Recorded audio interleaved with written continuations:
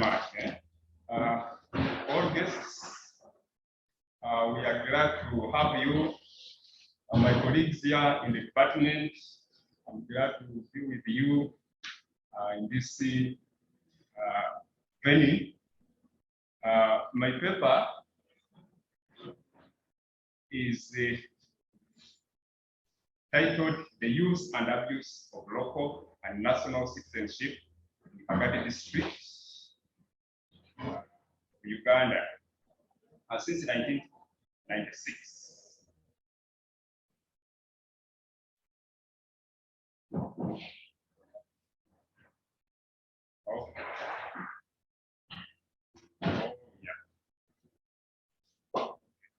Yeah, so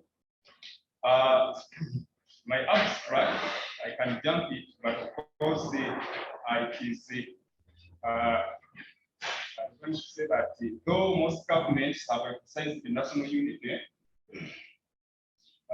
some people have promoted their local identities at the expense of national ones and contributed to stability. And this one is illustrated in Kibale district of Uganda. And there, the Banyoro people, the Banyoro ethnic group, claim or has been claiming for long the right to belong to their ancestral land. This has contributed to persistent conflict between the people with the national constitutional land entitlements and those with the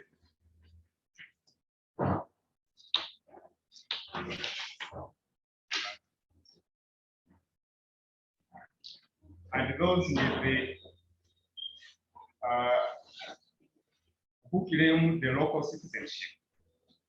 Using archival materials, interviews, secondary sources, this paper argues that the local and national citizenship struggles for gaining land, access, ownership have undermined peace and prosperity in Kagadi, and even such a thing has been taking place in other parts of Africa.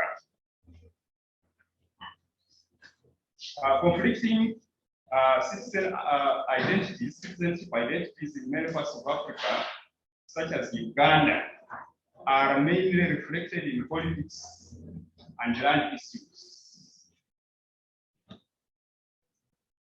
Post-colonial leaders' optimism of national unity was disproved at one time when independence was granted.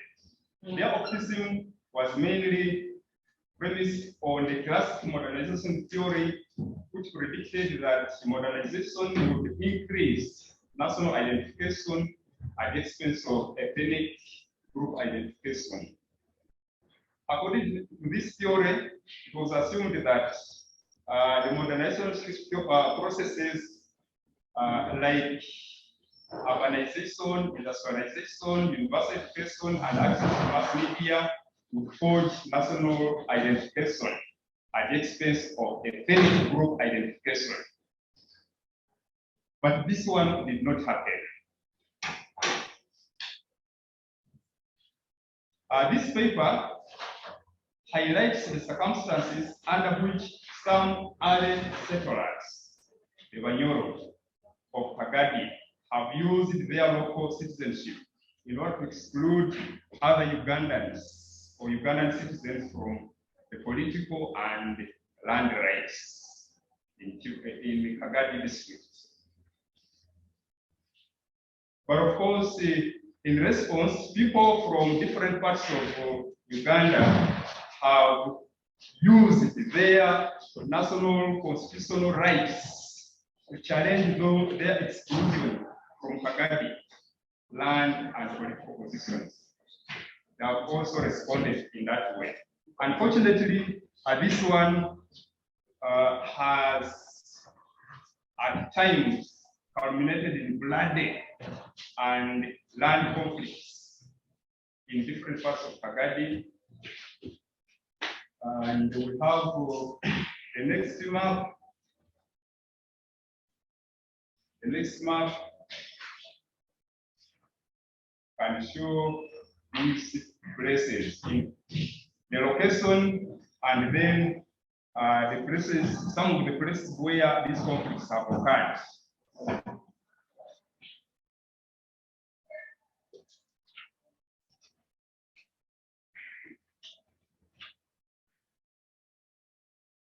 In discussing this paper, I have made some review of concepts used by some scholars, such as Gariba, Mafeje, Mamdani, Irife, Southall, Eke, Baman, and Ranger, for not identity in African societies. And one of the concepts which is used to connote identity is tribe. Tribe and tribalism were created during the colonial period for facilitation of colonial rule in the whole of Uganda and other parts of Africa, which were colonized by the British particularly. And in this manner, in this aspect here, Southall discouraged the use of tribe. The use of tribe due to its negative connotations in Africa.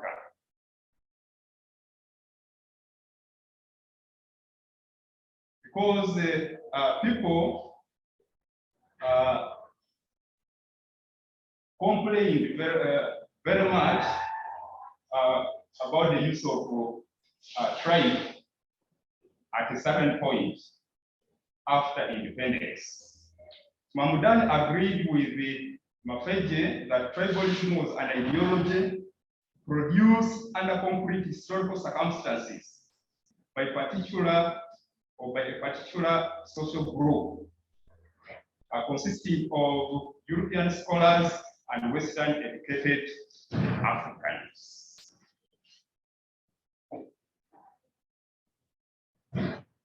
And Berman challenged the scholars who understood an ethnic group from the primordial perspective due to the fact that the pre-colonial African political and socio-cultural boundaries were marked by fuzziness and flexibility, and Africans existed within a reality of multiple, overlapping, and alternative collective identities. So that's why he dismissed that. Was to some extent right on that. He agreed with Ranger that the European colonial system of administration in Africa gave way to ethnic categories. That one he agreed. Although Hastings agreed with Ranger that European colonialism influenced the nature of ethnic identities, he rightly disagreed with the idea that the European colonialists were the only agents responsible for constructing ethnic identities in Africa. That one is correct to some extent. And he correctly argued that African communities had an inherent sense of identity, sometimes wider, sometimes narrower, whereby insiders were distinguished from outsiders, and that sense of identity was very closely linked with the language use. That's Hastings.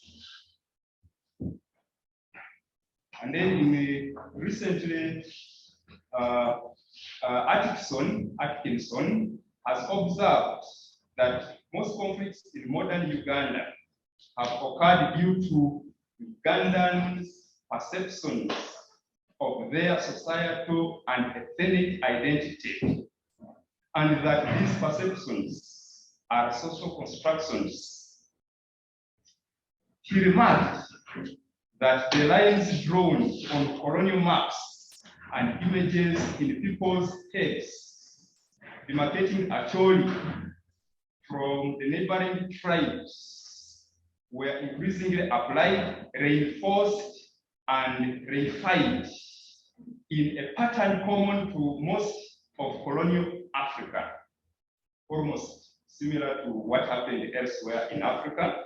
He correctly argues that the conflicts in northern Uganda, especially between the government and the Lord's Resistance Army of Joseph Kony, was mainly a result of the politicization of ethnic identities by various individuals and groups. Individuals include even all those ones in Acholi and those who were politicians in other parts of Uganda, particularly the leaders.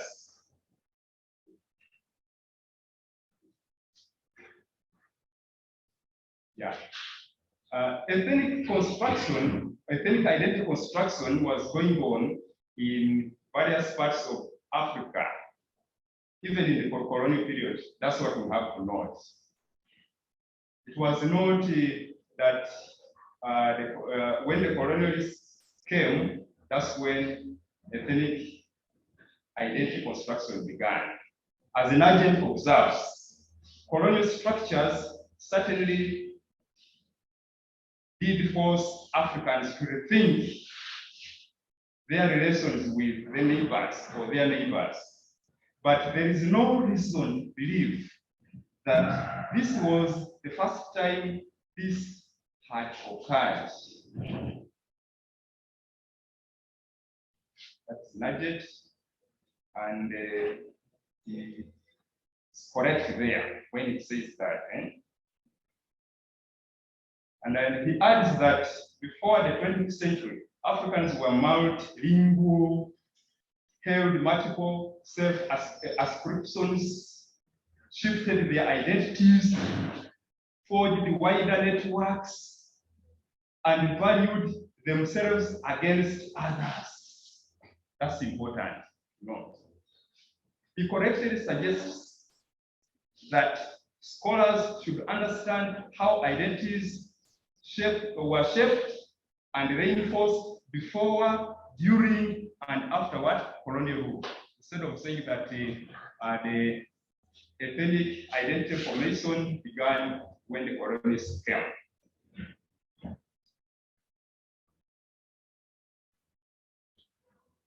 People like Mamdani contend that conflicts in Africa often occurred because of the colonial construct that tribesmen of a particular area had the right of access to land, while all migrants,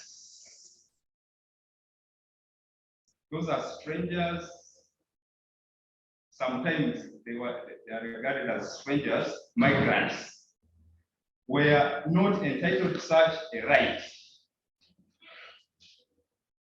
I think that's what happens in part with some people in Kagadi district. Some Banyoro reaching to an extent of misusing or abusing the people's national constitutional rights by saying that by claiming ownership of land in Kagadi district. Land is not only important, we can say, to many Africans as a link between the living, the dead, and the unborn members, but it is also a symbol and source of political power. And that's why those people in Kagadi district, some people in Kagadi district in terms of defending their political rights by making sure that they own the land. Due to such value, Africans have often defined or claimed different forms of belonging, such as local vis-a-vis national citizenship.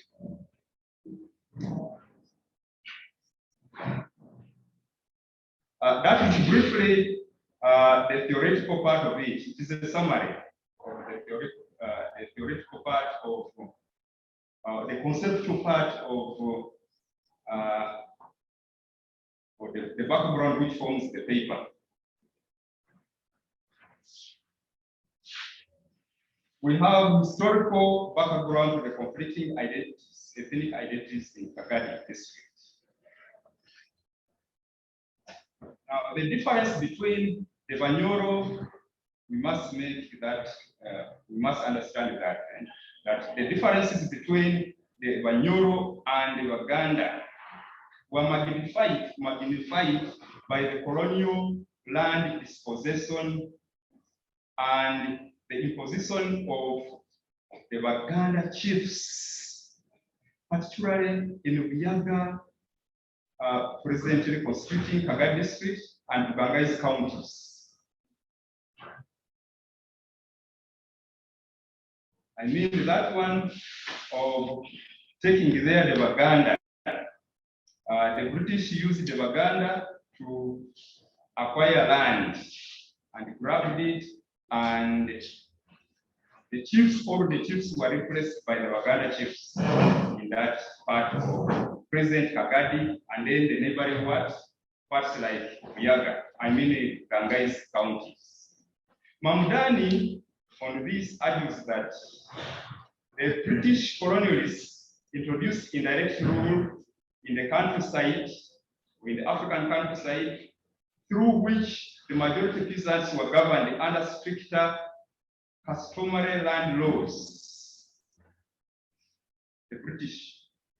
And for the case of Kagadi, the colonialists worsened the matters by replacing the indigenous chiefs with the Baganda chiefs, who were viewed as foreigners.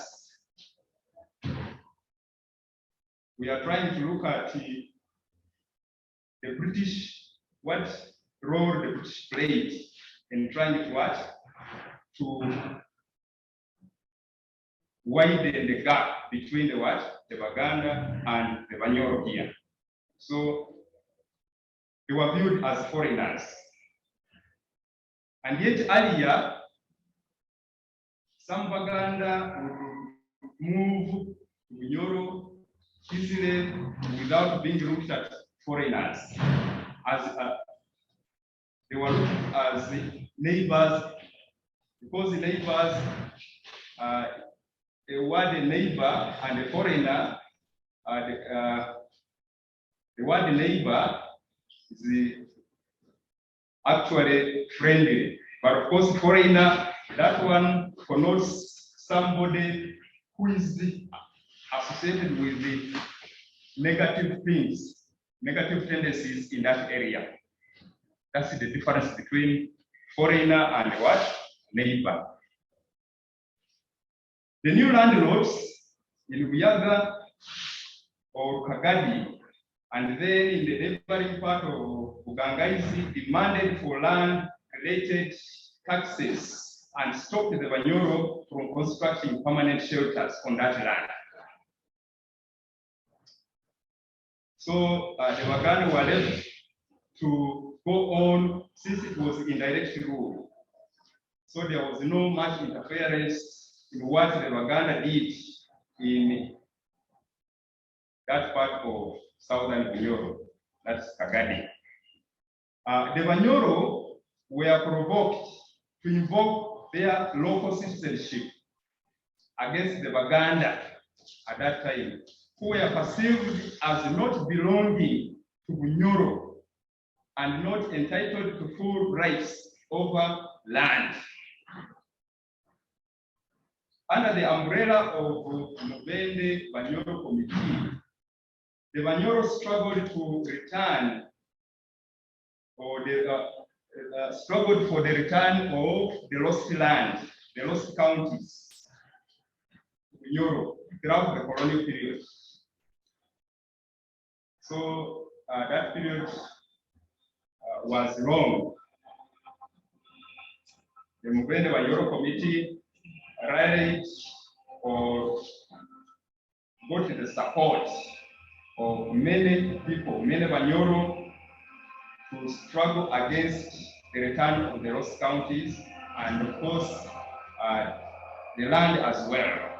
The British, unfortunately, left before resolving that conflict. They left the problem with the Banyoro and with Uganda. Then the referendum was held by the Obote regime. The referendum of 4th November 1964 was in favor of the Banyoro, who forced later the Baganda landlords to leave Bunyoro, but with land titles. They moved out with the land titles. That means they remained the state for those ones who are recognized by the state that they own the land there. And then the Banyoro were just mere tenants. Then after 10 years, that is from the early 1970s, fresh migrants entered Kagadi and other parts of southern Europe, when the issue of the Baganda absentee landlords was not yet resolved.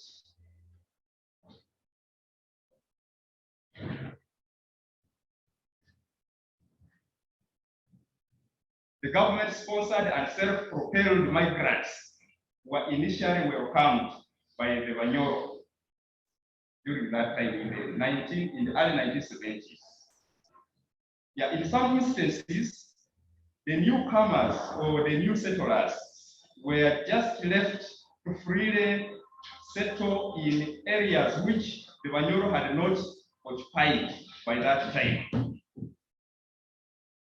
due to the remoteness of the land and infestation by the tsetse flies in some parts. In other cases, the newcomers' settlements served as Banyoro's shields against vermin and wild animals.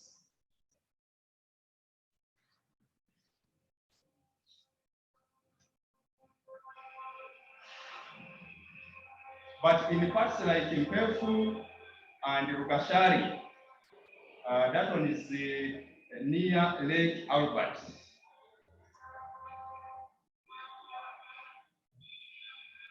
The new settlers found almost unoccupied land on which they established their settlements and started their activities like the growing of crops and keeping animals, including cattle. They stayed there, they occupied those parts, and there were few Banyoros there. But by the early 1990s, the settler population had significantly increased, to the extent of challenging the Banyoro in the competition for land and political power in the district. So that is another problem which came in. And therefore, the Banyoro began to change their minds, began to change their attitudes towards the people who had settled in all these areas. And the majority were the Bachiga. Some Banyoro abused their national citizenship, because now the Banyoro also had national citizenship, but of course claimed the local citizenship which was what? Not recognized by the government. They abused their national citizenship by telling the predominantly Baligira settlers that even the land they were occupying in such areas as Impefu and Rugashari customarily belonged to the Banyoro.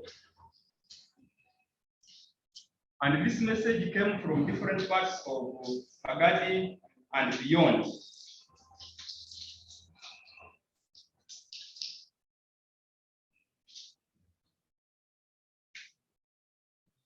This conflict is therefore partly attributed to rapid population growth in Kagadi district and other parts of southern Bunyoro. It is correct to argue that the population pressure on land and an increasing complex system of overlapping land rights regimes contributed to widespread violent conflict in Kagadi district.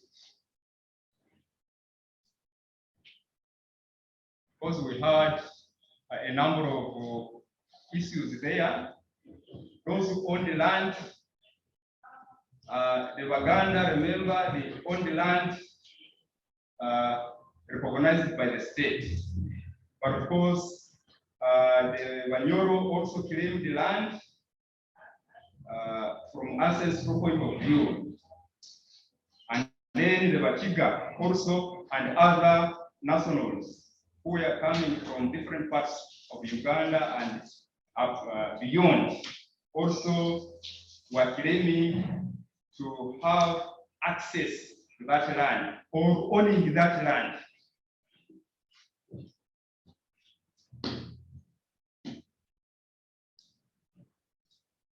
So that was in the early 1990s, that after the promulgation of the revised constitution of Uganda in 1995, it was thought that the subsequent land reforms would resolve the land conflicts in Kagadi and the other parts of the neighboring area, which was the formerly Makerere district. Ugandans expected to follow the new constitutional provisions such as Article 29, Clause 2, which states that every Ugandan shall have the right to move freely throughout Uganda and reside and settle in any other part of Uganda. That's what was clearly put in the Constitution of 1995. So that means those people from other parts of Uganda had constitutional rights to land in any part of what? Of Uganda. However, the provision for all Ugandans to freely access or own land in any part of their country was regularly abused by the natives who claimed de facto local belonging to districts such as Kagadi. So that one was happening elsewhere in Uganda and of course in other parts of, in some other parts of Africa, or if not most other parts of Africa. The 1995 Constitution, Uganda Constitution, restored the Milo land tenure, and this particularly reinforced the Baganda absentee landlords' claims for Milo land in Kagadi district and the neighboring areas such as the Ugangaizi and Uyanja. Although there was a constitutional provision for Parliament to enact a law to regulate the relationship between the registered landowners and the bona fide occupants, those ones who are there, who had spent there, who had lived there for more than 2 decades. it was not clear as to how the landlord-tenant conflicts in such areas as Kagadi could be effectively resolved. Moreover, the national constitutional provisions on land where are in some cases abused by claimants of the local claimants of de facto local citizenship. De facto, that one is not recognized by what? By the state, the government, but people claim it. I would like to say that this one illustrates the character of many people in different parts of Africa who claim local citizenship, who claim resources like land on a customary basis, claiming that they are their properties and ignore the state imposed or state laws. And this one has remained there, has remained permanent. It will take years, or it will take a long time to be removed, or it will never be removed. Because this is a right which is claimed by people and it is not written anywhere. It is written in the minds of people that land belonged to those inhabitants, the original inhabitants, the local citizens, the natives. Whereas the laws like this one in the 1995 Constitution, which says that people will move everywhere, will have right to every part of, will have right to land to every part of Uganda. That one is written formally, but of course, the other one cannot be erased in the minds of people that they own land.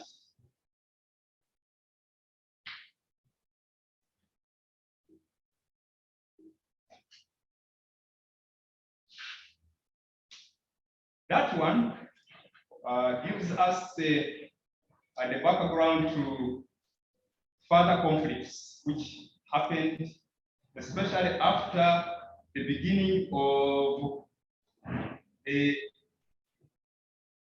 elections, the national elections, or either parliamentary or presidential elections, which brought about serious conflicts in Kagadi, mainly in Kagadi and the surrounding areas. This one was after the introduction of the 1995 Constitution. There followed highly political and sectarian expressions of land grievances in some parts of the country. One of the conflict-ridden areas was Chivale, out of which Buyaga County was turned into what? Kagadi district. Many parts of Kagadi experienced conflicts during and after the election periods since 1996. So we are trying to look at the conflicts, how the conflicts intensified from 1996 up to the present. The question is, under what circumstances did people in Kagadi either use or abuse their citizenship for land rights and political what? Aspirations?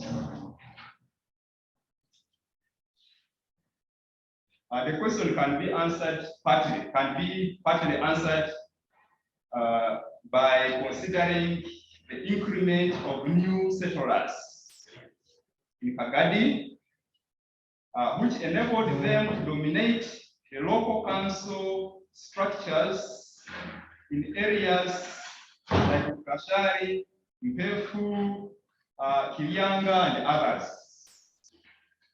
And by the time of the May 9, 1996 presidential and parliamentary elections, most candidates mobilized along sectarian lines and used negative propaganda in relation to land rights. Because of that background, the background we looked at, you considered. For instance, the new settler candidates deliberately spread rumors that their fellow settlers were likely to be chased out of Kagadi land if they voted for their indigenous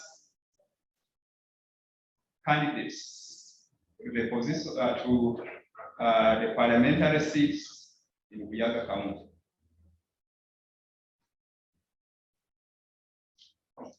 That means they were threatened. Those people from outside, those people had settled for long there, but they were originally from outside, used those tricks. And this one also happened because the numbers had increased. They are significant numbers. There were significant increase in population of the migrants or the new settlers. That means that the entry of migrants in Kagadi in mid-2001 escalated the conflict the more. After the other conflicts there, one of the political or the native political leaders, that is Kazaiwe, decided to constitute a pressure group known as the Mubende Banyoro Committee. And by this committee, it was resolved that the indigenous people should take control of the top political posts to remain in control of their motherland. They use the word motherland, as if Kagadi did not belong to what? To those who came from other parts of what? The country, or Uganda. The new settlers also resolved, in response, the new settlers also resolved to form a pressure group known as the Bafuruki Committee, BC, so as to safeguard their rights.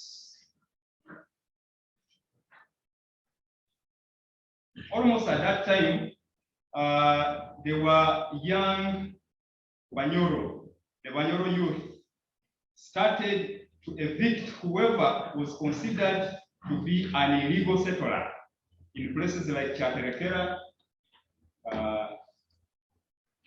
in Mpefu, but of course, in Kilianga and Kenga in Kagadi sub-county. The confiscated land was reallocated to the sons of only Banyoro between February and April 2003. So there was a grabbing of land from the new settlers.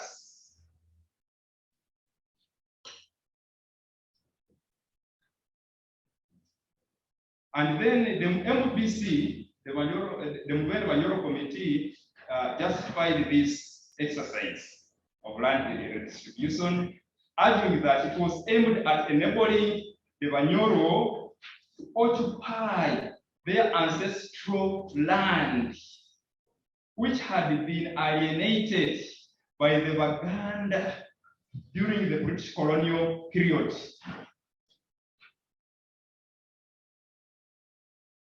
The issue of the Baganda absentee landlords started coming in.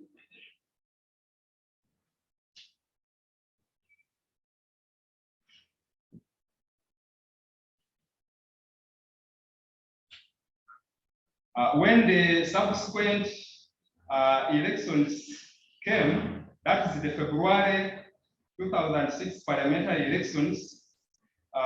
Also violence was generated in Kagadi because most of the contenders used land as a mobilizing tool. They were using land as a mobilizing tool to capture political power. Barnabas Tingasimile, that one of the new settlers there, eventually won the contest because he had pledged to fight for the settler land rights. And that one sparked off serious conflicts between the Banyoro and the largely Baligira settlers. Then President Museveni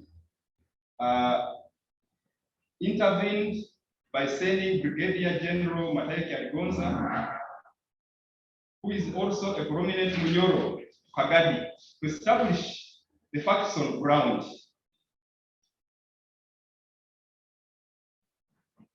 After Gonza had met a number of Banyoro and held meetings, he made a report.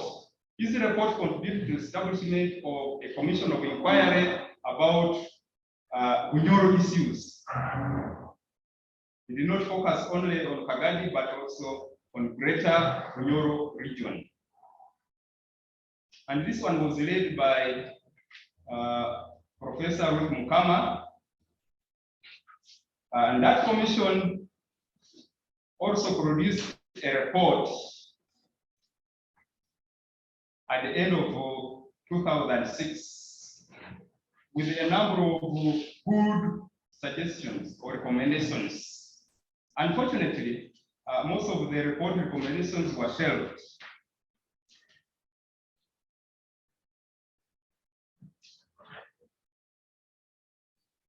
Because the central government was trying to look for ways of ending that conflict, but there were a number of interests to be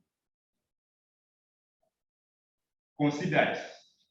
In 2009, the president proposed the ring fencing, or to ring fence the topmost political positions for the Banyoro in Kagadi and other parts of Bunyoro.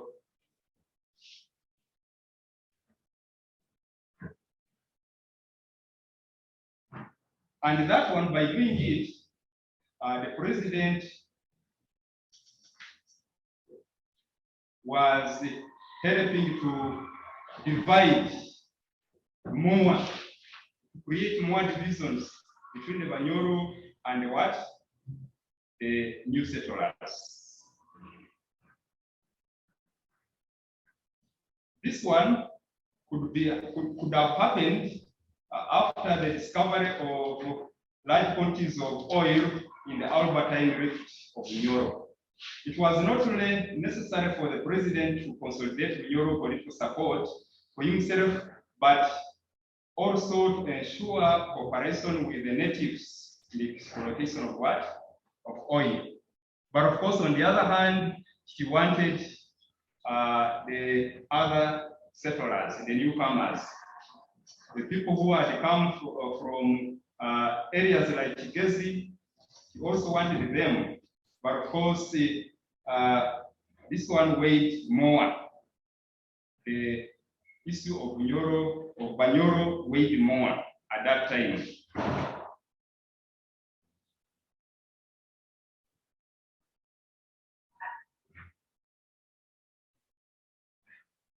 With that method of diplomacy, the president approved the creation of Kagadi ahead of the 2016 presidential and parliamentary elections.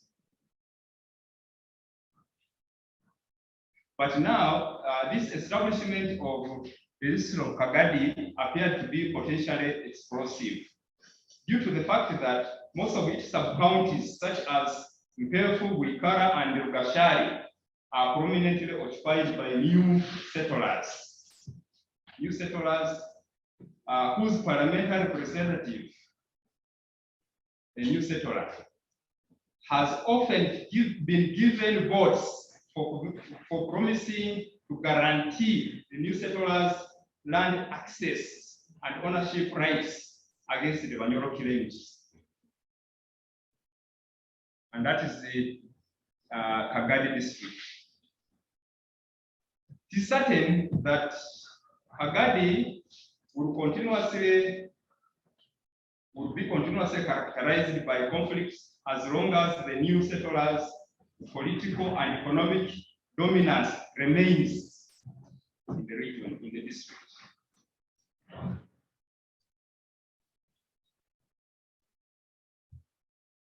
Afterwards, actually, most migrants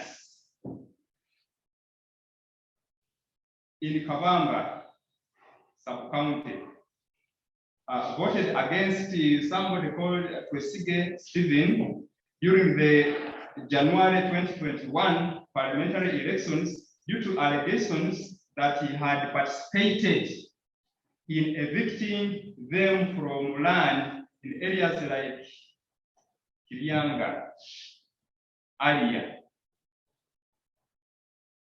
when he was still a young person.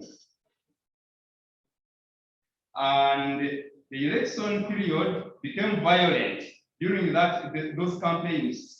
And after the announcement of results, the scuffles became between the supporters of the two parliamentary candidates in areas like Pachwa and Mabare were marked by the loss of some human lives and destruction of property, including the opponent of Kwesige, that is Eric Musana's vehicles. This indicated that such conflicts are likely to recur in the absence of appropriate remedies.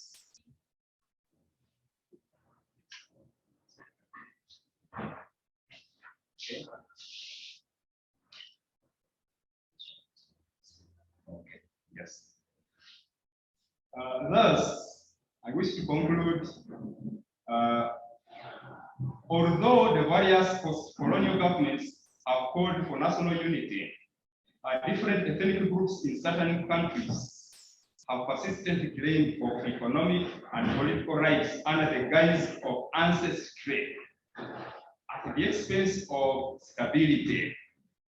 The case of Kagadi district in Uganda illustrates how the local and national citizenship identities have been either used or abused in land and political contexts since 1996. And it has been observed that the central government's intervention in conflicts such as that of Kagadi was partly conditioned by the need to enhance political support from various groups of people. Such practices of divide and rule will most likely continue to ferment land and political conflicts. I've summarized my presentation because I gave out the full papers to everybody, to most of the listeners. Yeah. So thank you very much. Thank you very much, Dr. Baligira, for that presentation. I think in the interest of time, I'll just directly hand over the floor to Dr. David Ngendo-Chimba, who is chair of the African Studies Center at Uganda Martyrs University in Nkozi, and who is joining us now gratefully from a solid connection, I believe from Mbarara. So please, David, go ahead. Thanks. It's 15 minutes, Edgar, right? 10 minutes, rather. Yes, that would be great. Okay. Let's see how we can do justice to this paper. I want to thank Dr. Baligira for really taking us into the balls and nuts of a very important conversation of our times. A conversation, I think, which whose pertinence goes beyond the small case study which this paper dives in. Kagadi is really representative of most of Africa today. And I was very privileged to be a companion of John a decade ago when he was starting this paper. And it tells you how about those who want to really write path-taking contribution to African political analysis. I mean, 10 years of really thinking hard of this paper. We were in Arusha together, workshopping our ideas under Codesria. And I'm glad that today we are presenting a paper that has gone through many workshops, many intellectual garage to get us where we are. So I want to limit my discussion to 3 points. The first is really the theoretical. The second is the implications of the time, which is summoned in this paper 1996 onward. And the third one is really the methodological and the ethical. So let me start with the theoretical, which I think is the real potential that this paper contains. We have 3 debates that have been surveyed in John's paper. The first critical debate which Jones gives us, at least in the literature, in that literature reviewed, I will call it the Paul Gulliver Archie Mafeje debate. That debate is grappling with African political realities, 2 sides and 2 interpretations of one reality. So one is Paul Gulliver is telling us what is the tribe in Africa, what is the ethnic, whatever we call it now as ethnic group. For Paul Gulliver, it is a distinguished group of people, and that's the emphasis he gives. Of course, based on he says it is based on really a cultural, regional criterion. So that's the contribution that comes in 1969. And so we understand the tribe in very distinct fashion. Less than a decade later, Archie Mafeje says, no, Gulliver is getting it wrong. A tribe should be actually understood as, in the words of Mafeje, a relatively undifferentiated society. So that's the first debate, distinguished versus undifferentiated. The second debate is what I would call the Mamdani Ilife on the one hand, and the Kasozi Hastings on the other hand. So the Mamdani Kasozi debates, or if you call it the John Ilif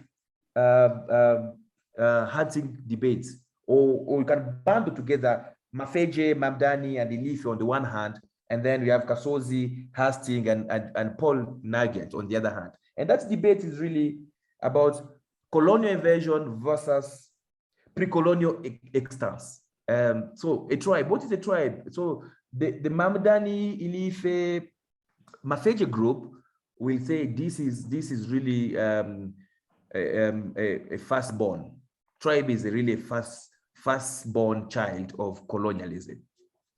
And on the other hand, the Kasozi, APK Kasozi, together with Hastings and even Paul Nugent to an extent, they say no, it has deeper roots. It is not just a firstborn of colonialism. It is actually having antecedent, and it is pre-colonially extant.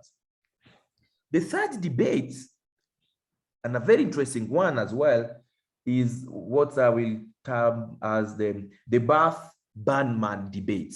So we have on the one hand Frederick Bath, who is telling us that, the tribe is primordial, and as primordial, it is bounded and biologically self-preserving. And on the other hand, Bruce Berman is telling us, the tribe is political. It is political, and its boundaries are marked, at least pre-colonially, it was marked by fuzziness and flexibility. And it is political because it is an assemblage where choices are made, and where choices is in the equation, it is not natural, it is political. So these are very interesting debates, and I'm starting my discussion of this paper with those three debates because the paper has now empirical and archival data to help us move the discussion further. But John does not really situate himself in this debate and does not tell us, let alone the sides on which he is located, but whether or not this debate are still productive, or what do the data he's collected, what do the data do to our understanding that has been brought so far from the scholarship in the 60s, 70s, and now in the early 2000s. And I want to invite John to really think harder about the empirical data in his paper and relate it to the theoretical discussion which we have here, because the reader is left hanging in this theoretical impasse of a heavily polarized debate characterized by a binary of one side pitting the other, and that binary is very much paralyzing. We want fresh perspective that can get us out of this impasse, and this paper has the potential of doing so. And John very quickly just pack that theoretical discussion and put it in a garage, and then just goes very much empirical, and there is not the empirical which is bridged to the theoretical, and that is the first big lacuna which I see in the paper, and yet in there is a whole potential of transcending the impasse. That's my first point. The second point, it's really about the temporal scope of this paper. 1996, very, very interesting choice of the time, which John situates the discussion here. 1996, we in Uganda, a constitution has been promulgated. We know what happens a year later, the first electoral experiments under the NRM dispensation. So that is a timing which the whole discussion about political rights is also unfolding. How do we think of the conflict which ensue in Kagadi against the backdrop of 1996, the first general presidential elections? For the last 10 years, NRM has been in power, managing the society through this they call it the broad-based movement, no party system. And then after 10 years, they open up not multi-party politics as such, but they call it movement electoral politics, which is merit-based elections.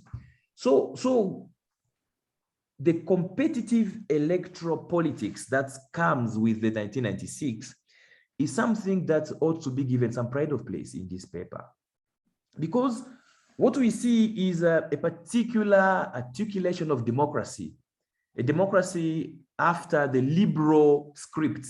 Liberal democracy is inserted in the political dispensation of Uganda, and it has a lot of reverberations up until reaching Kagadi. What I read is a particular way of governing that gives preeminence to elections and universal suffrage, for that matter, as the way forward in governing the political. So this is electocracy as an articulation of liberal democracy that says all our political rights will be guaranteed and salvaged and enjoyed through and only through an electoral process, which is competitive, merit-based, and whose results are definitive. We have a critique of electrocracy. That critique has been articulated in the literature as electoral fundamentalism. The idea that universal suffrage is the ultimate formulation of how to govern the political.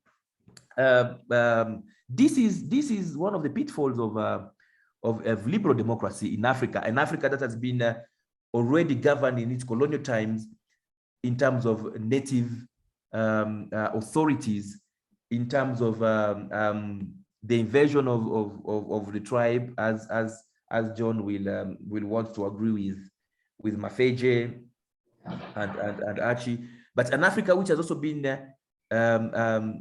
experiencing the political differently, where there is the local and there is the national, where there is the center and there is a periphery, where there is an Africa that has inherited the entire European modernity of the city and the rural, the citizen and the native. Mamdani call it subject, you call it native, and ethnic group and nationality. An Africa that has been paralyzed by that whole historical burden of setting boundaries of possibilities of who belongs and who doesn't belong.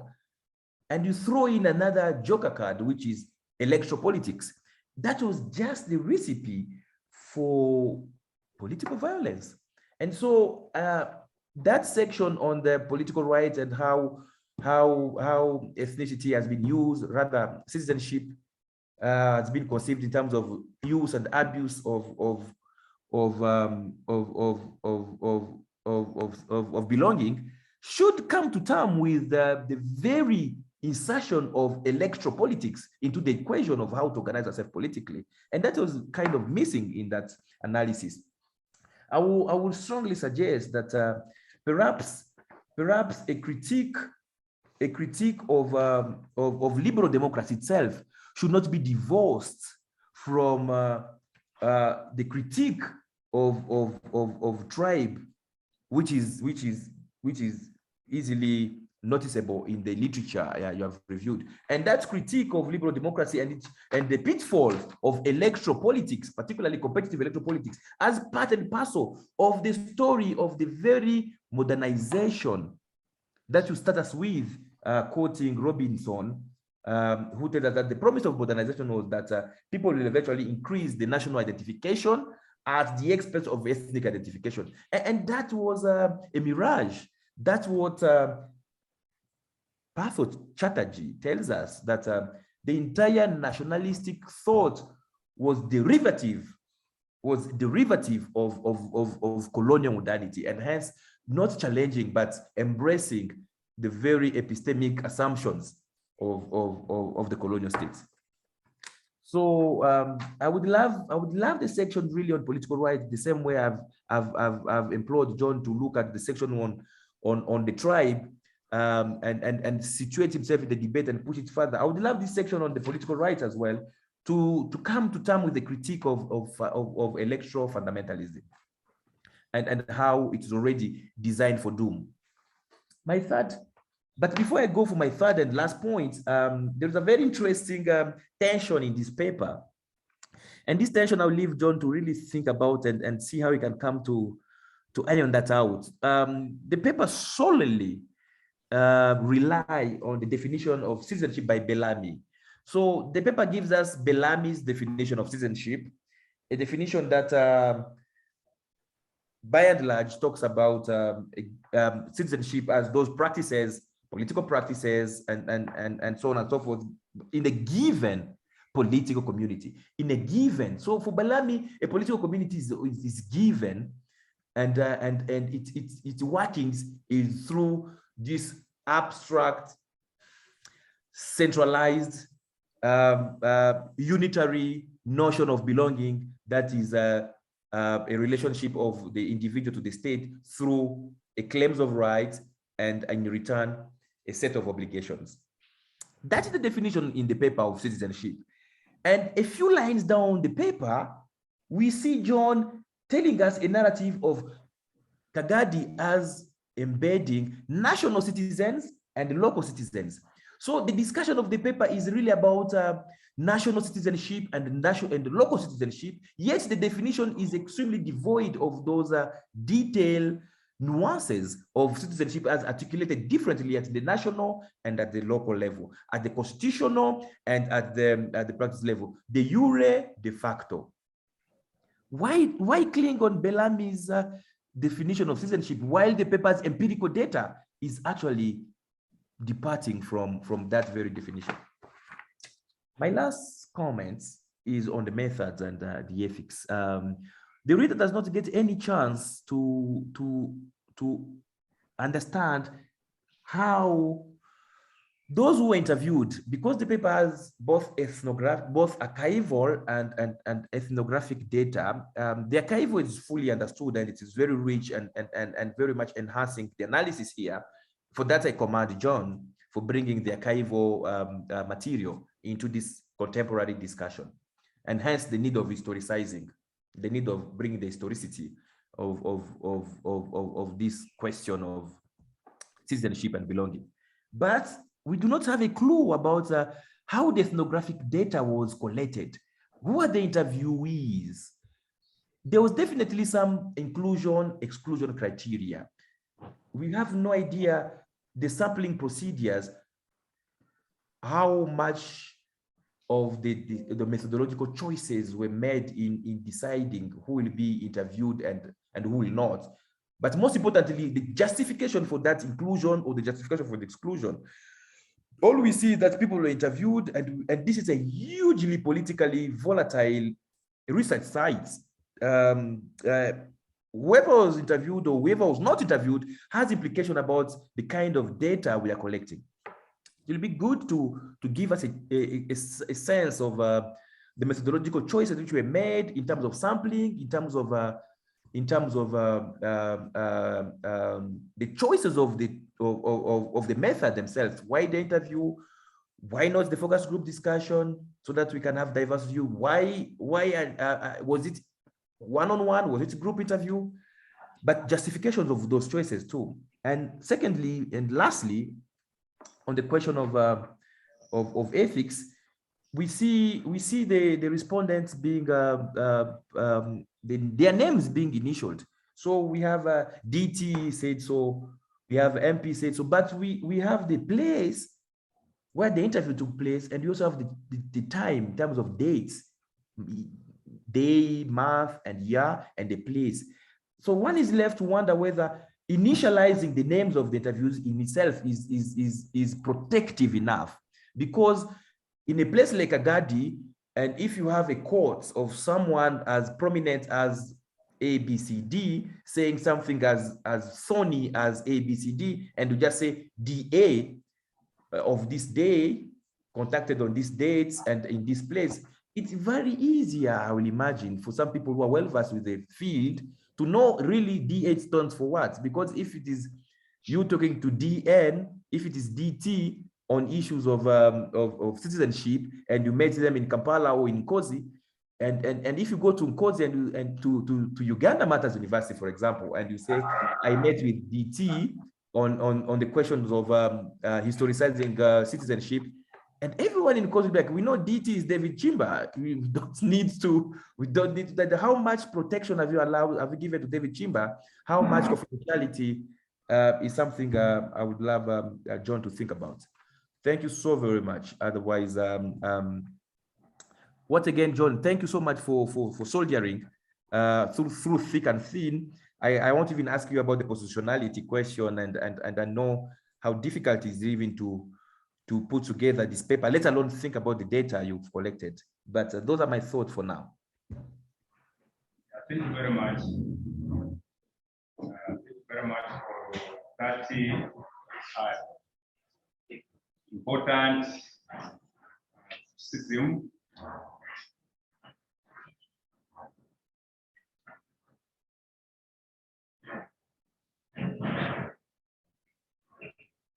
So, in response to you, I'm happy that I recall we met in Arusha and even in Kinshasa, and we were discussing certain things about Kibale. But of course, in this paper here, Kagadi district, there has been a lot of confrontations between the Banyoro, the local citizens, or in quotes, the local citizens. But of course, Uganda does not recognize that as a country, as Uganda. There have been so many conflicts going on there. In response to your questions or criticisms, you have talked about the theoretical part of it. I appreciate your contribution, and that one I'm going to watch to address it. But of course, I tried to recognize some of the contributions. You remember in most paragraphs of the review of the literature, I was trying to put there a word of support or against a writer or an author, a scholar. Like Mamudani, what he said,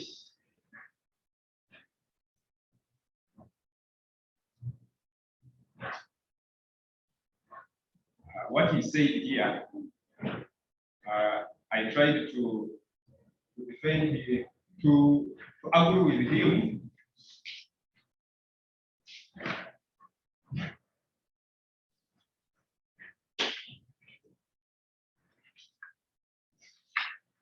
Agreed with him on the issues like how he defined the ethnic identities,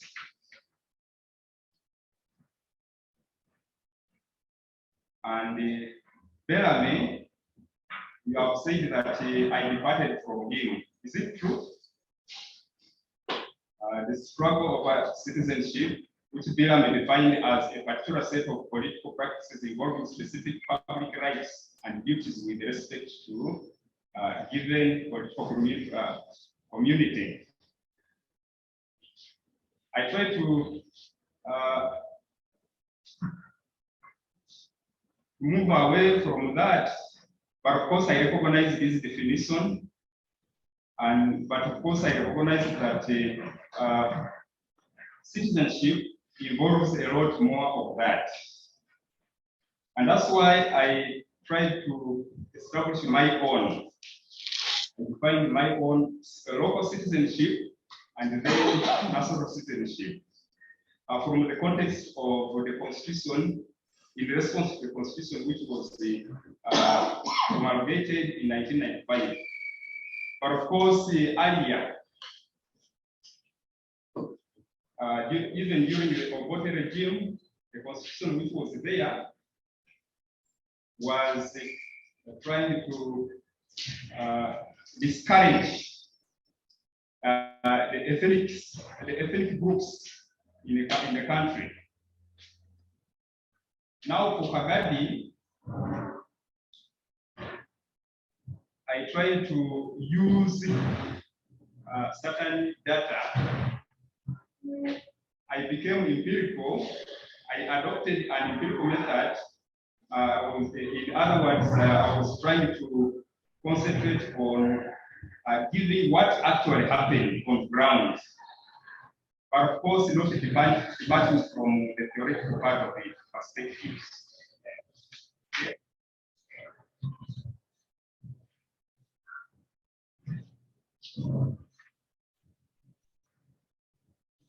But then the methodological part of it, you have tried to question why I try to use initials.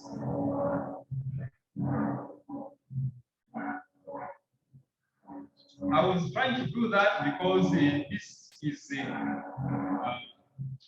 involving politics, current politics right now. I had to avoid disclosing the names of people, but those who were disclosed were known. Those ones were known, like the candidates. Everybody knew the candidates who were there, who were involved in the conflicts. So that's why I had to name those. But others, I used initials. Okay. But on the whole, I have appreciated your many contributions which you have made. From the theoretical part of it, that one I will address it.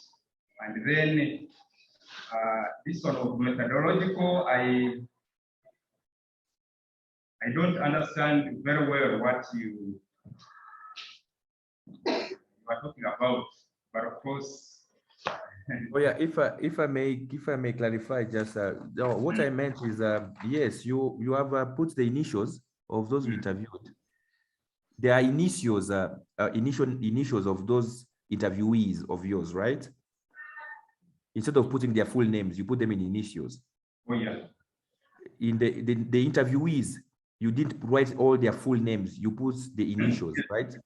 And my question is, do you think that is protecting them enough when you mention where they are and the dates you talk to them? For the people around, do you think that you have protected your interviewees enough? Because if it is in Kagadi and if it is in 2021 and you say it is BT, do you think that you have anonymized your interviewees enough by putting the initials, which might be actually common knowledge for some people who are well versed with the locality? That was one. And the second one was whether you chose, not a critique why you chose interviews. I was just saying, can you tell us how you came about those you selected for your interviews, and if you chose those, why not others? You mean choosing? I chose people who the participants were including people of all sexes. For example, women and men. I try to recognize that one, although it is not reflected in the initials. But particularly, I used those who knew, who were there during the conflicts.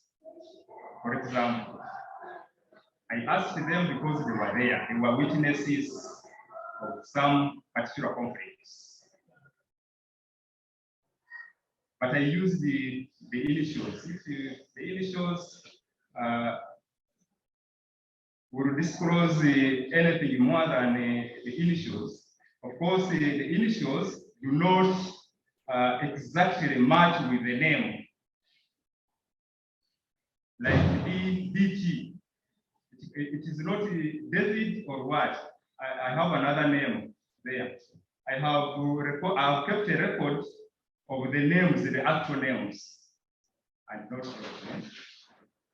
But what is the problem there? Okay.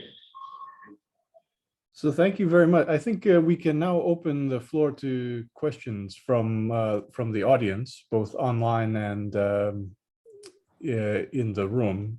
So if for everyone online, you're welcome to either use the raise hand button or to type a question into the chat. And I think in the room, if perhaps if William could manage the questions as they come in. But maybe I could start the round of questions myself by asking the first question about the interviews. Were your interviews conducted in English or other languages? And if so, I mean, the paper contains a lot of the big concepts in the paper are citizen, native, foreigner. These are very contentious categories in English. But I'm wondering what the words that people used in the interviews. Were they the words in English, or were they words in different, in actually many, possibly many other different languages? And if so, what do those words have different meanings in English? Citizen, I mean, when we talk about citizenship, it's often the translations in Luganda and in other languages are often about much more than just the state and a legal definition. It's about a much deeper understanding of who belongs. So I wonder if you could talk a bit more about language and the categories that people used in the interviews. For example, when carrying out interviews, I use the all languages. Where the good thing, I knew all the languages. The Ruchiga I knew, and other languages which are related to that. The Runyoro I knew. Some of them I interviewed in using the local languages and just converted it, translated into English. Mm-hmm. We tried to come out with the actual words to mean those ones which are used here, like citizen, tribe, and other things, or ethnic group. So we try to translate that from other languages. But the others, I interviewed them using English. Those who knew English very well. So well, I was just saying, Herman Mwange has just typed a question that I was dancing around, but he asks the question, are Bafuruki only in Bunyoro? Which is a question that we've heard in, I know in Dr. Katuramu's PhD defense and in other forums, debates about this very issue. What his question is, are Bafuruki only in Bunyoro? That's a question from Herman Mwange. No. Bafuruki is the Runyoro language. So, but of course, in other languages, reflected in those same languages. The Bafuruki, it is because it is the Runyoro language. That one is equivalent to a migrant.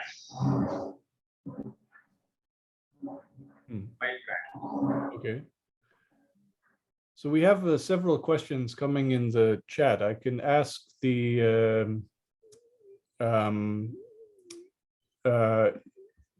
those who've asked the questions to ask them themselves. I don't. First, Florence Brissette-Foucault is online. I don't know if you'd like to ask your question. Oh, yes, I typed it for the sake of time, but thanks very much for the presentation and the discussion. That's really interesting.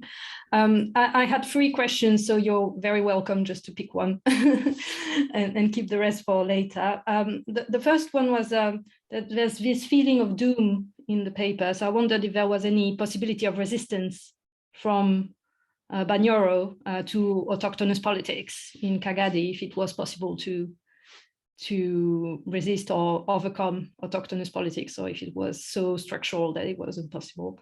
And then I had another one which very much overlaps with one of David's comments about the use you make of the expression local citizenship. I wonder if you equated it with autochthony or ethnic patriotism, if it was similar, or if it conveyed another nuance. Because for me, I mean, the way I understood local citizenship, it conveys this definition of a residential citizenship. It's not limited to one ethnic belonging. So I wondered if you could comment on that. And then the third question It's quite similar actually to what Edgar was asking about. I wondered if the MBC, beyond advocating for land, was also carrying some kind of cultural or moral discourse and was promoting a certain moral or cultural definition of belonging. If you could comment on that. But thanks again for the paper. That's really interesting. Thank you. Thank you very much for that. First of all, autochthony doesn't match very well, but of course it means near to something like that. Autochthony is referring to somebody who is born from a certain locality and whose origin can be traced from that locality. His ancestors were there and others. And autochthony and local belonging are almost the same. Because local belonging, we have people who are claiming the right to belong to that local area, using the land, the aspect of land in that area, in the local area. That is, for example, Kagadi district. It is not residential because a resident, autochthony is not equivalent to a resident, because even those who came from outside eventually became residents there, but could not claim that ancestral descent or origin from that area. Okay. You have another question of the other one? I didn't get it. The second one. It was about the possibility of resistance. The possibility of resistance to who? To autochthonous politics, to this kind of exclusive definition of belonging. Okay. Yeah, there was resistance among the Vanyoro, who called themselves Vanyoro. Resistance to that kind of influence. Okay. Thank you.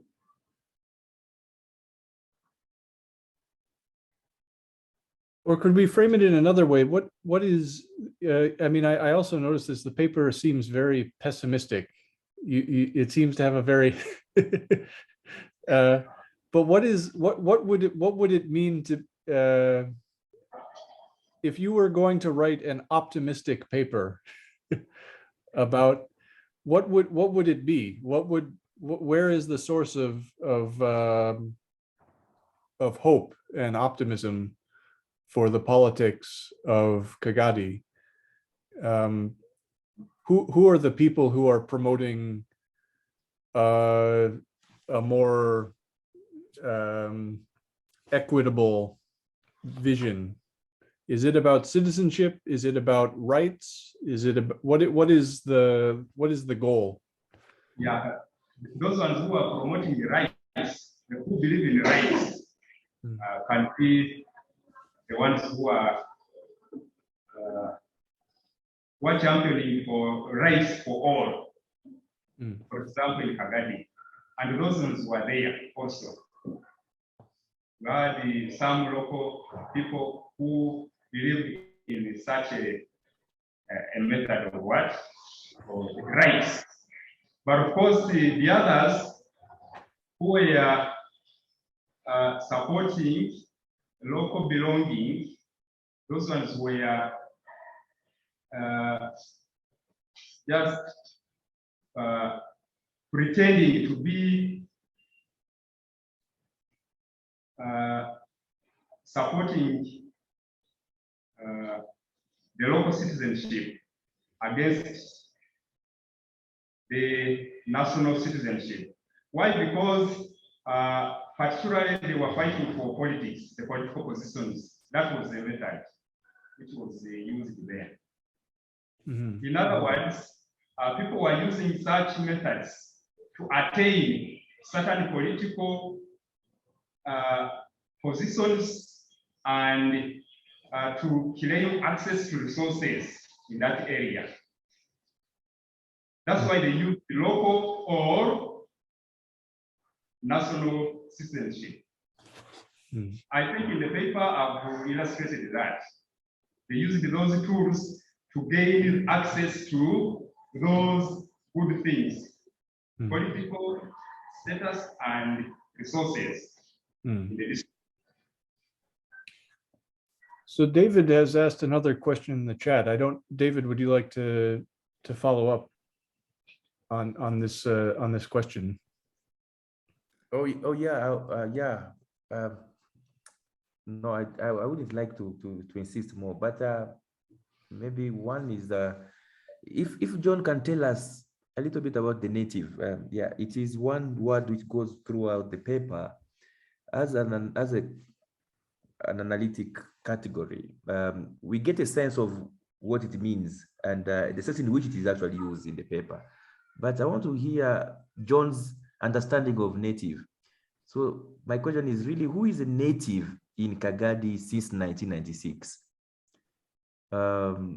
This is also connected to whether or not John also think, depending on what I'm having in my head, is it native in an ethnic or in an etymological sense of the word, as the dictionary tells us? Those born in a place are native to it.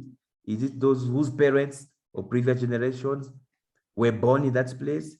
Is it those growing up from that place? Jesus is a native of Nazareth. Matthias was born in Bethlehem.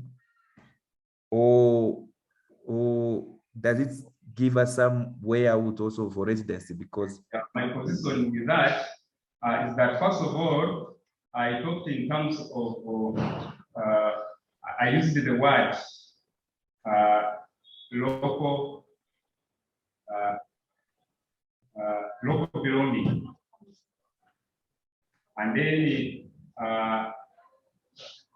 the new settlers. That one meant that not all the Banyoro there were actually there. But of course, because the others came later, and these ones had the evidence to claim that they were born there, and they had all the land was theirs, belonging to their forefathers. But of course, it doesn't mean that they were born there. So the native here, it is signifying the people who were there first. Not that they were there, they didn't come from somewhere, but they were there first. Who had claims as the first comers in that area of Kagadi, vis-a-vis those ones who came from outside, who were late comers or new settlers. That's what I mean. Eh? I think you understand me there. Okay. So there's a question from Dr. Andrew Avaska in the chat, who asked me to read it as he's in a noisy environment. I think this is a question actually that goes to the expertise of both Dr. Baligira and Dr. Chimba. I think you can see it in the chat. He asks, it seems clear from your presentation that not just the basis of claims, but the power to impose some claims over others is of central importance. So it's not just that people are claiming rights, but they have the power to enforce those claims. And we've been talking a lot about the local and the national. bases of power politics, and rightly so. But he's curious whether cross-border social networks, connections to those outside Uganda, factor into this picture of contestation over land. In other words, are there, this would be, how do these politics relate to DRC, to the politics of land? Yeah. They are there. There are some people who come from Congo, DRC, and they are settlers there. Fortunately, or unfortunately, there are some people who came from there, the Congolese, who settled in the 1950s, 1960s, 1970s. They were there. But of course, the conflict did not involve those. They are there from other parts of the world. But of course, the other ones who came in large numbers, who threatened the political position of those natives, the so-called natives, are the ones who came in conflict with the Banyoro, those who came from somewhere. Particularly, we can say the Baligira. But of course, now other people are called Baligira, even those who are not what? From Kigezi, who are Rwandese, who are from Ankole, they are called Baligira in Kagadi. That's the part there in Kagadi. The Baligira. Almost everybody became a Baligira in Kagadi and became an enemy. Because they were threatening the political what? Position and then the resources as population increased. The competition which was there in the 1990s, from the 1990s onwards. So even those who came in the 1950s would, when there was a crisis, when the crisis was building, people stopped differentiating. They said it doesn't matter if they were. Yeah. Oh yeah, those ones were left alone. Yeah. Oh, they were. They were not attacked. For example, those who came from Congo in the 1950s, they became part and parcel of the community and learned the local languages, got assimilated. So then that's a question about how do people understand their security, particularly people who have ancestors from outside. Do they understand security being that being about cultural competence? They know the language, they don't have an accent, they own land, or do they view security being about in politics, that they know the right people, they have documents from the LC. When people think about their personal security in these conflicts, do they think about culture or do they think about politics? They think about politics and issues related to land and politics. But is in some ways the way what you were describing, that people, the reason why migrants from the 1950s feel secure is that they have, as you said in your language, they had assimilated. They culturally, they looked similar to everyone around. Yes. So I wonder if the more recent migrants, if they also think in the same way. Maybe if they lose their accent, if they assimilate, that will make them, they won't be subjected to political violence? In the short term, just in the 1990s, from the 1990s, is not a long period up to today. No. Maybe in the long run, people will eventually what? Get settled and conflicts will reduce. Hmm. Yeah.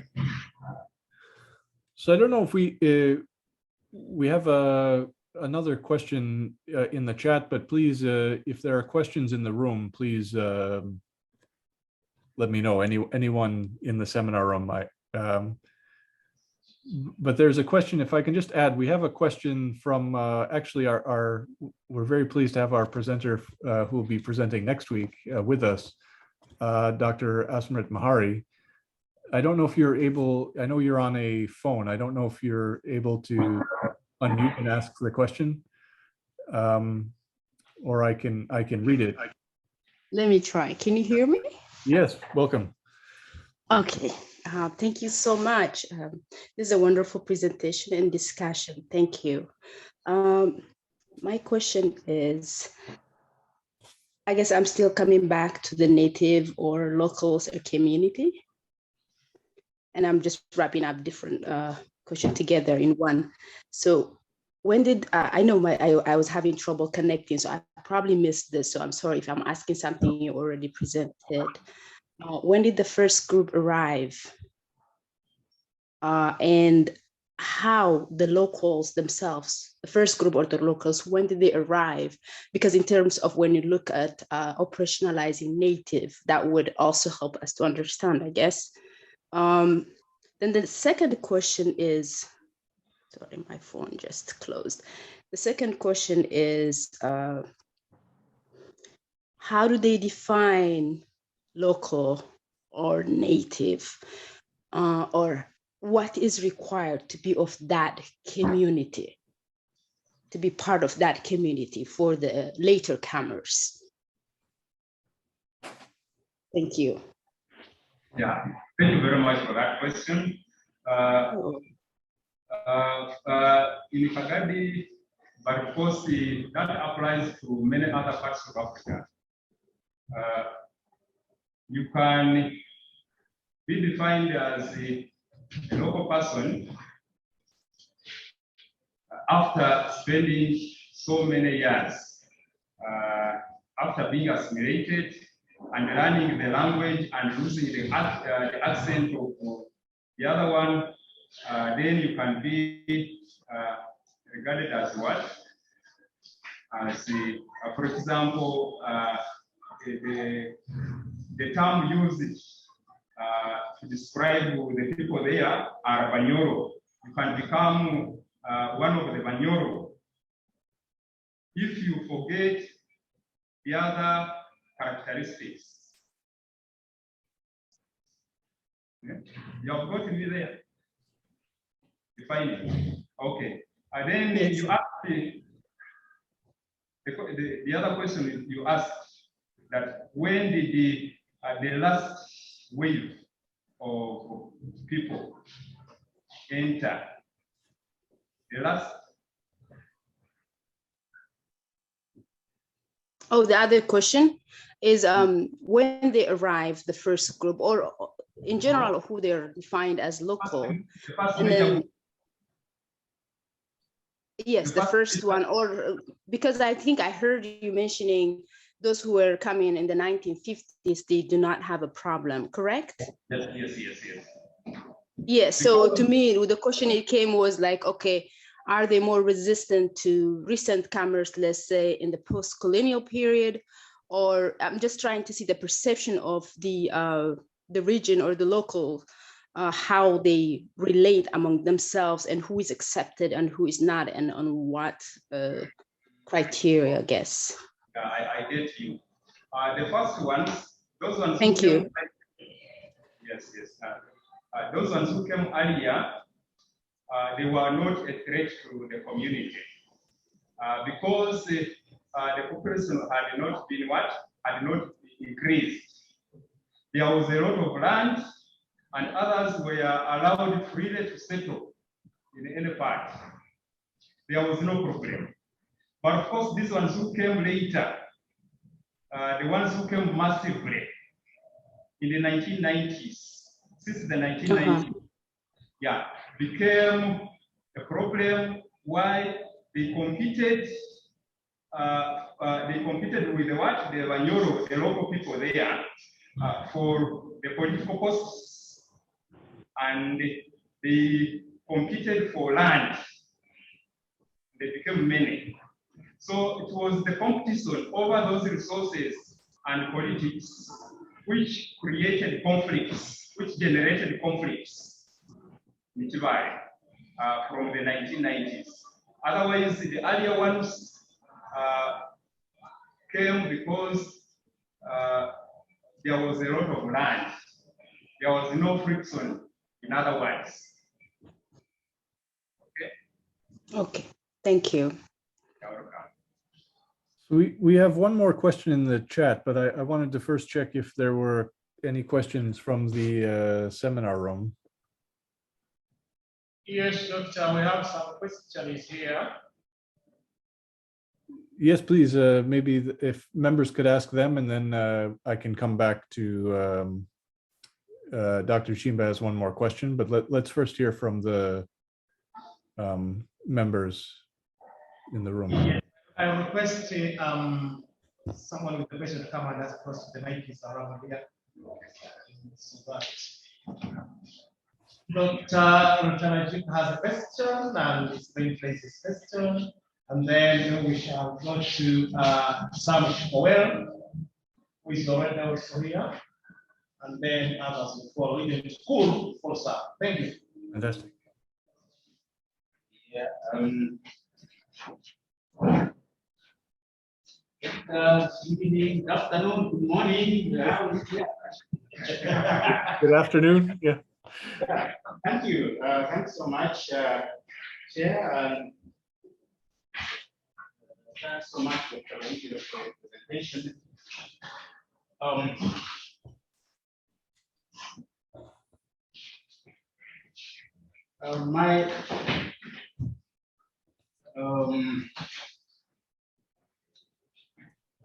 Dr. Baligira, yes, thanks so much for the presentation. But I wanted you to shed a little more light about this modernization theory that you introduced to the people. And then somehow you did not bring out the binaries that it gives me. And then in the end, you actually go to the tail end of it. What it was supposed to condemn is what you are actually, what you see unfolding and what you give it.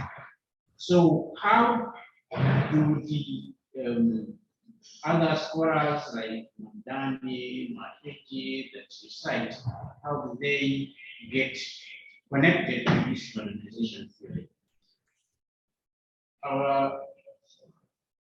My second question is about land and power nexus. Do you see land as land, power as power, or do you see the contention being property relationships, which would bring in questions of labor, meaning that at some point there were expectations about labor which didn't materialize, and so we see land as if it's a resource in itself without any other connections. So what is your take on the property relationships and how do they connect to the politics? Thank you very much, Dr. Baligira.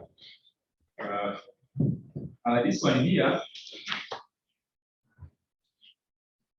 the issue of land and other forms of property, and then power. During the conflicts, it was because people wanted to access land, and because in order to access land, they needed to be in power so that they can administer those areas. So that means the issue of land is not dissociated from what? The power politics, the politics of power. Yeah. In other words, in order to be safe in that land was considered to be the most important in this aspect. And then in order to remain on land, remain with the access to land or ownership of land, there was a need for the political leadership. And in this case, that's why the new settlers were struggling to front many candidates to be able to rule Kagadi district. And then the other side of Banyoro, that's why the Banyoro were also struggling to push a number of candidates to be in the power. So it was the power struggling for power, but in the end, to get what? Land and other resources in Kagadi. I think that's the.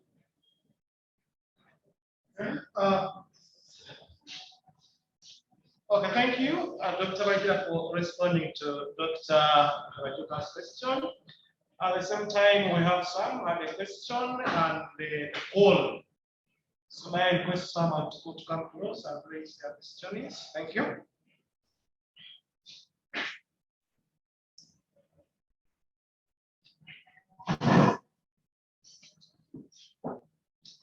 Thank you, William, and thank you, Dr. Jordan. I particularly like the engagement with the relevant literature on this subject. On the concept of tribe, I understand that it has been at the core of the debates on colonial writing of tradition. If we take Thomas Beer, argue that the concept is made as a powerful concept, is a powerful force in African politics. Yes, because with negative impacts. So, in your presentation, you tell us that you interviewed quite a number of people, and as academics, I understand we have similarity of trying to challenge Western concepts of African culture and history. And so, I would like to know how did your informants approach this aspect of the concept of tribe in your work? Did you ever try to understand how they view this concept? Because it seems as if these debates are restricted to academics. So that is Yes.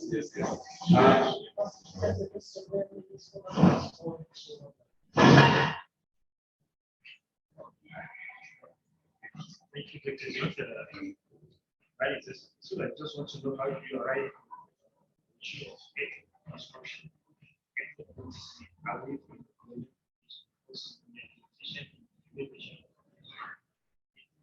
identity crisis, also in life model. Then lastly, you talk about the issue of station and rehabilitation of lives. What is the process of manifestation of the process?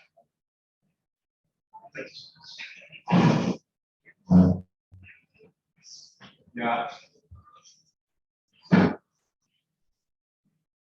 Let me start with this immediate question. Yeah. What was the how did that process go on? Confiscation of land. It was mainly done by those energetic people, and obviously they are the young people in the communities.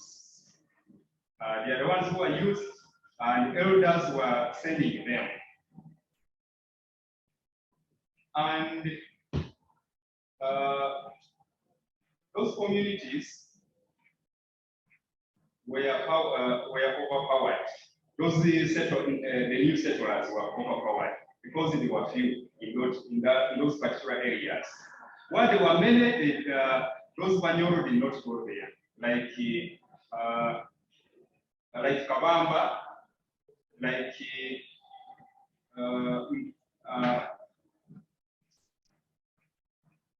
the other parts of Kagadi, those ones have what? Yes, yes. They did not go there. They did it in the confiscation took place in those areas which were composed of few of these new settlers. They were grabbing the land and redistributing it because they were leaders who were leading that the gangs which were confiscating the land, overrunning different parts. Afterwards, the local people were given the land. Those who did not have the land or who did not have enough land were given that land. Okay. That's the process of confiscation. But of course, it did not mean that they had titles, the land titles, because in that area up to now, there are few people who have land titles. Just to appreciate. Yes, yes. The issue of CO. Yes, yes, yes. So now this one was based on making some agreements that this land has been given to you by a certain white leader, chief. What? So there's no domestic of oh, yeah. So this one, there is no land title there. The state what recognizes the land title. And that's the problem in the Kagadi district now. Much of the land is still owned by absentee what? Landlords who are in what? In Uganda here. They ran away, and the government did not take steps to return the land officially by returning or giving titles to particular people. So this one was done locally.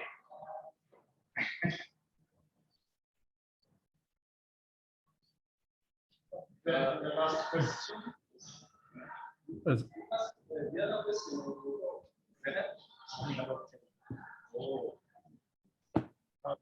How is the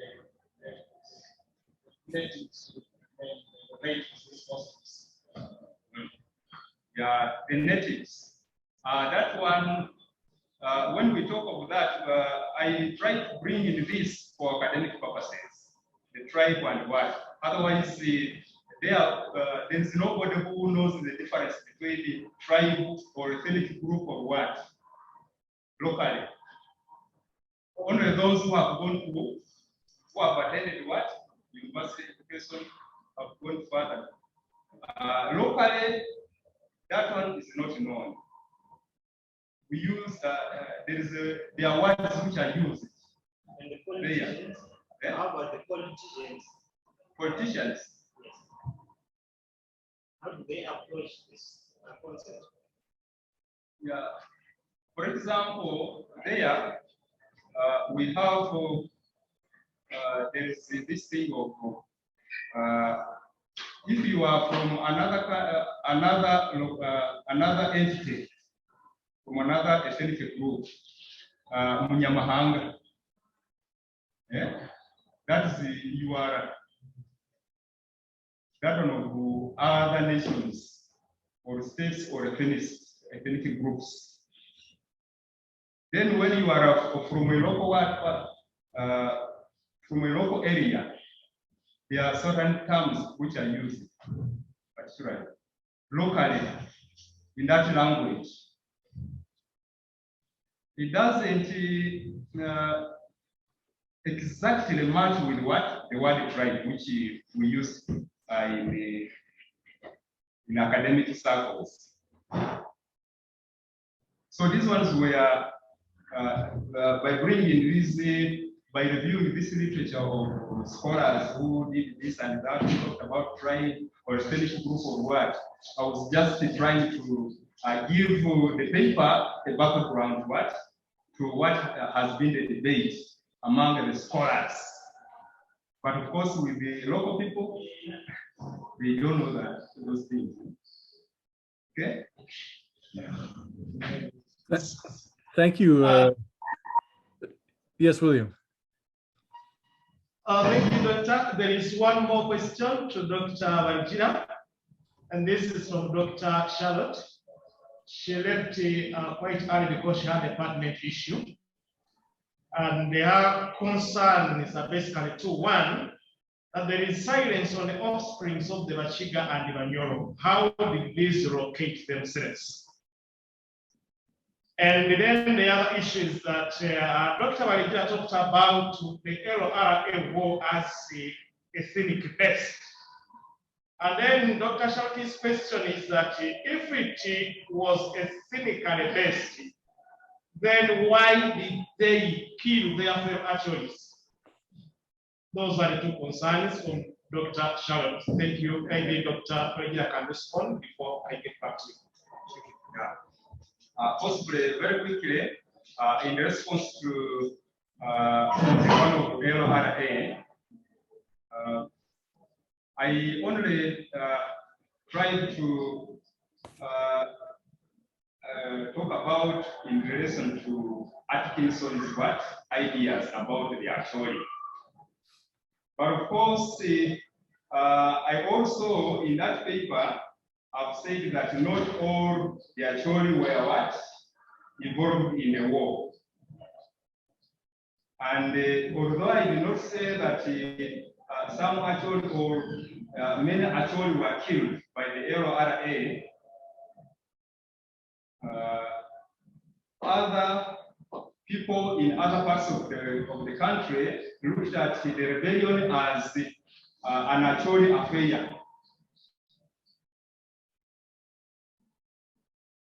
They just termed it as an Acholi affair. Others. It's only in academics.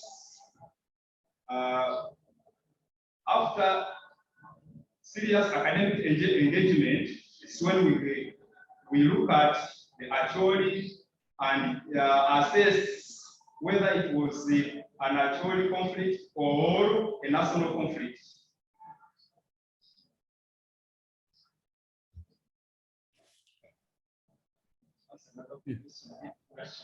Silence.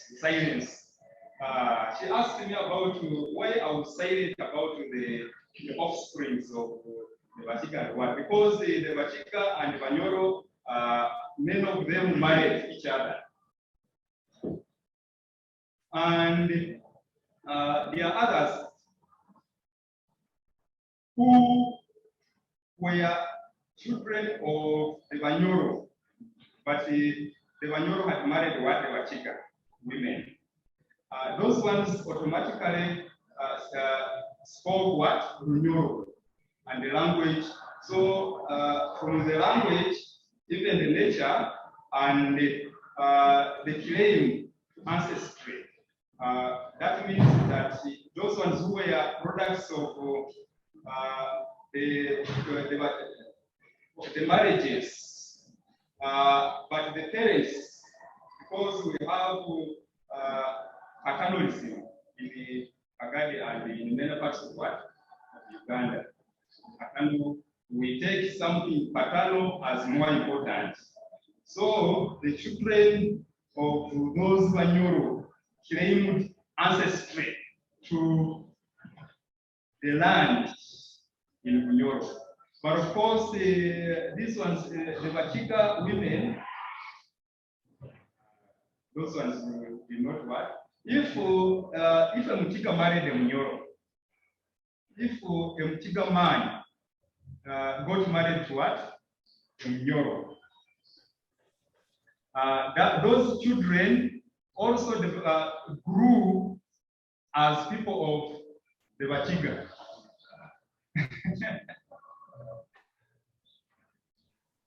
That's what I can say in the meantime.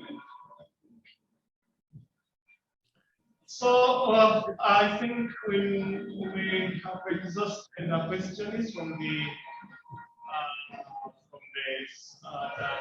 seminar here, unless maybe there are some questions from the online audience, which Dr. Tina can get to. Yes, well, I realize thank you, William. I realize we have gone well beyond our allocated time, and the discussion has really been very rich and wonderful. Doctor, there are two more questions in the chat that I can just state briefly, and if you want to respond quickly, you can. First, Dr. Chimba asks that two of his colleagues at Miser, Dr. Saremba and Dr. Ngabarano, are pushing in the scholarship in the direction of residence-based politics as a way out of this issue. What are Dr. Baligira's thoughts on this proposition? Does the empirical data in the paper suggest that that proposition is redemptive, the idea of residence-based politics instead of the alternative? And then Dr. Brissette-Foucault asks really about, the paper talks a lot about high politics, big politicians, but what about the role of LC1s? People often verify their identity from LC1s. They need a document, they need some authorization. So I don't know if you have thoughts on either of those questions. Yeah, even in I talked about something like people taking up local council positions from both ethnic groups, the new settlers and then the Banyoro. They were all vying for what? Local council politics. And that one means from LC1 to what? To LC5. I talked about it here, although I was not, I didn't, because of the space of the paper, I did not elaborate much about that. Okay. Great, yeah. Well, I think, thank you very much. I know we have gone, thank you to everyone who's remained for until now. We were going to stop at 4 o'clock, but we've already gone, we started late, but we've gone well beyond our 2 hours. So I want to thank Dr. Baligira very much for this really fascinating discussion and presentation. And we look forward to seeing the paper published somewhere soon, and reading it in future. So thank you to everyone. Thank you as well to our discussant, Dr. Chimba, for these really thought-provoking questions and reflections on the paper, and to William Osamba for coordinating the Zoom from the department. Before we wrap up, I just want to mention we have another seminar next week with Dr. Asmrit Mahari, who is joined us today.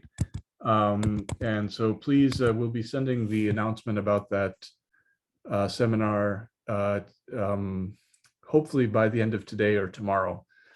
So everyone will have the information.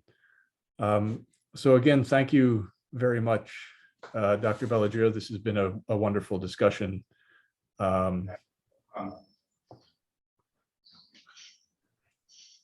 Thank you. So I hope Thanks, Edgar, for putting this together, and we look forward to more and more blended events like